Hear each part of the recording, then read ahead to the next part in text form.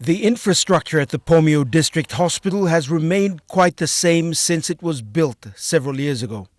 The structures are now showing the wear and tear of the years of use. Teresia Madwekia, the clinical health extension officer, says the number of births have quadrupled at this hospital, with many of them coming from mothers from logging settlements.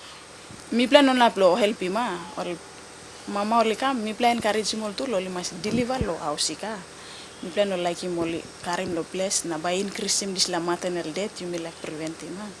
So what mi place a talking more mama you plan mas kam karim lo ausik lo you me preventing mama lo karim lo place na emi die.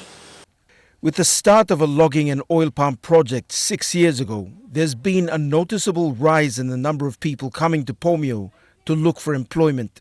It has also triggered a spike in the number of births.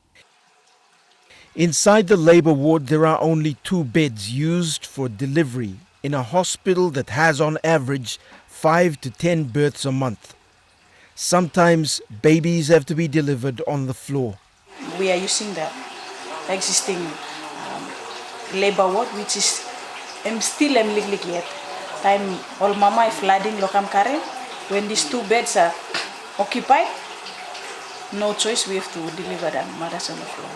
The rise in the number of births also mean that a greater number of infants need to be vaccinated. But vaccines don't arrive on time, and even when they do, the hospital doesn't have a steady supply of power to preserve the vials. Time mipla run short, only run short anta, mipla tu by run short loya.